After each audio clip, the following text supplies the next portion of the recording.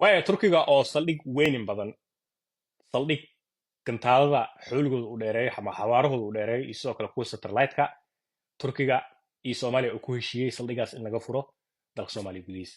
xarunta laga furi doono ujeedada waxaanoo dhan waa falanqeyn doonaa laakiin qaybta dambe barnaamijka waxaa rabaa dooda caawa socoto musharaxiinta madaxweynaha dalka maraykanka trump iyo kamala ayadana oo falanqeyn doonaa iyo sababta etoobiyaanka ay rabaan in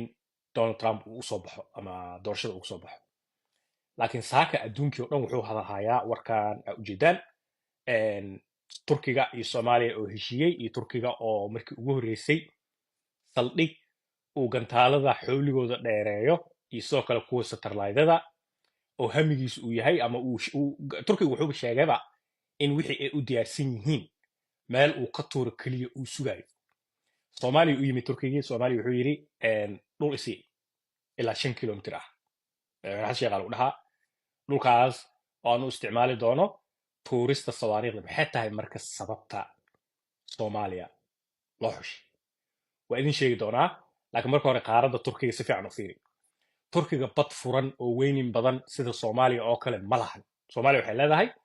bad furan ay leedahay iska soconayso ilaa asia ka jirta baddan indian oceanka quruxda badan waxyaabaha ilaahay uu nagu nimcaystay ka mid tahay marka turkiga gantaaladan iyo sawaariikhdan xooligooda dheereeyo iyo satarlaydadan uu damacsan yahay inuu hawada u diro hadduu turkiga dhexdiisa ka dhex tuuro waxaa jiro jajab alaab markii sawaariikhda la tuuro wax soo laabtaa jiro hawadaas markuu galo qeybo dib usoo laabtaa jiro qeybahaas marka inta badan inay badweynta ku dhacaan waayo qorshaha marka turkiga wuxuu ka baqayaa hadduu dalkiisa ka dhex tuuro in greeg uu ku dhaco in wadamadan kale asaga deriska lahaa ciraaq iyo syria adiga macnaha cariiriyu ku jiraa turkiga marka sidaas awgeed soomaaliya indhuhu ku haya ninkan odayga ah mid labaad oo soomaaliya ee muhiim u tahayna waa idin sheegaa soomaaliya adduunka marka la fiiriyo aaday nooga masiirsan yihiin juqraafi ahaan iyo cimiladaba cimilada soomaaliya waxaa maro equatorka maro equatorka wuxuu maraa meelaha kulul oo qandaca ah oo qoraxda aysan yani soomaaliya tusaale ahaan qoraxda isla xiliya soo baxdaa isla xilina way dhacdaa tusaale ahaan soomaaliya ma arkaysid qorax oo 1 saac habeenimo soo baxday oo 4 saac habeenimo dhacayso ma arkaysid mid qorax soo baxday 6 subaxnimo haddana dhacayso maxaa la dhihi jiray 5 galabnimo ma arkaysid laakiin adduunkan anaga aan soo galnay maraykanka haddadaan muuqaalka aad daawanaysid qaybtan aniga aan joogo usa qoraxda waxay dhacdaa 2 saac habeenimo ay dhacdaa 1 saac habeenimo waxaa u malaysaa galab qoraxda waa soo jeedaa 4 bil hadda kadib qoraxda waxay dhici doontaa 10 saac oo galabnimo 4 galabnimo ayay qoraxda meeshaan anaanta aa joogo ay dhici doontaa 11 galabnimo waxay u eg tahay gudcur marka adduun waalan oo waxaa ku noolnahay wixii isbebedelayaan laakiin soomaaliya saas ma aha soomaaliya cimiladeeda waa cajiib equatorka maro marka ogow maraykan iyo ruush waxa ay ku riyoon jireen iyo shiine ayuu turkiga si basareysan maanta u qaatay turkiga maraykan weligiis wuxuu ka haminayay ilan maraykan iyo ruush iyo shiine iyo hindiya oo hadda ku biirtay 4 dal ayaa ku xifaaltamo hawadaas sare satarlaydada la diro dayaxaa la gaaray iyo waxaas aad maqlaysiin 4 dal basaa ku xifaaltamo 4 dalna dhul baaxad weyn oo bad furan leh way leeyihiin gebigooda way leeyihiin maraykanka tusaale ahaan markuu gantaalo tuuro hawadaas u diro 3 gobol ayuu isticmaalaa keliya florida texas iyo california waa 3 gobol ugu kulul ugu qandaca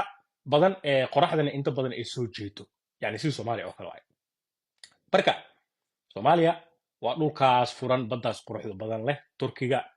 wuu ogaayay markii awoodiisa ay kubacdo wuu ogaay ninkan 10 sano ka hor usii ogaay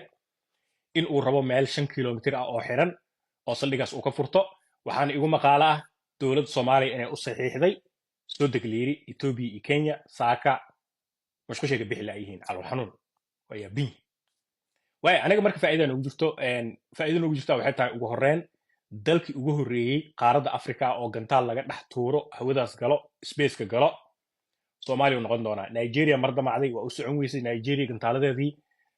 faransa u dhoofisay xaggaasaa looga diray south africa maray damacday inay satellite dirto way ka diri weysay oo farsamadii ku xumaatay marka yurubaa loo dhoofiy yurubaa looga diray saasuu ogaada south africa iyo nigeria iyo masar saddexdaas dal damcay in africa ay ka dhex tuuraan gantaaladan xooligooda u dheereeyo.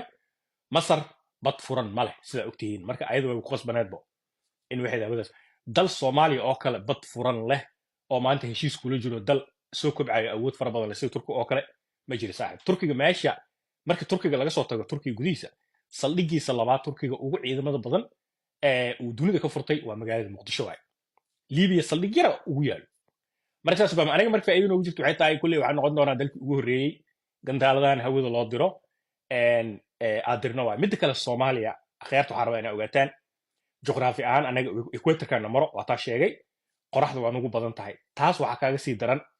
waxaa jiro markii gantaal hawada loo diraayo dunida waxaa jiro waxaa la isticmaala wax loo yaqaano rational speed, xawaaraha uu gantaalkaas ku socdo uu hawada ku geli karo. yaabka in dhegeysta hadda maalan tusaalaha ku siinaa haddii soomaaliya iyo hindiya laba dal oo laba qaarad ku kala yaal soo maaha, haddii laba gantaal labadan dal mumbai kaba soo qaadbo iyo muqdisho, haddii laba gantaal isku mar la tuuro isku mar 1 2 3 la dhaho, midka soomaaliya laga tuuray ayaa isla markii hawada gelaya. yani rational speedka soomaaliya ayaa ka fiican rational speedka hindiya. marka labada gantaal isla marka la tuuray kan soomaaliya ayaa xooli badnaanaya hawagelista, kan hindiyane wuxuu qaadanaya waqti dheer. marka muhiimadaas adduunku wuu ogaay aniga ma ogeyn waa maya waaya. warkaas meesha uga baxaya caawa doodaa socoto trumbo iyo waxaa fagaaraha isku heli doono kamala harris indhaha lagu wada haayaa. trumbo ethoobiyaanka dhan waa taageersan yihiin. sababta keliya maxay tahay trump waxay u malayaan inuu soomaalida necbiyo, waana run. trump soomaali lama tusi karo ilaa amarkiis. marka waxay u malayaan qorshayaasha ay damacsan yihiin oo dhan in ay ka fushan karaan. arrinka kale ee ethoobiyaanka ku rabaan trumpna waa idin sheegaa. trumpa wuxuu aad u jecel yahay uu weliba dabadhilif u yahay ninkan hadda yuhuudda israa'iil haysto netanyahu. marka trump haddii lasoo doorto wax alaali wixii netanyahu uu rabo wuu u samayn doonaa say noqotaba ha ahaatee. ogow israa'iil ciidamada labaad ee dal shisheeye ka yimid ee ka dagaalama yuhuudda gudaheeda oo u dagaalama yuhuudda waa ethoobiyaanka waay. intaasaa rabay inaa idinka dabageeyo.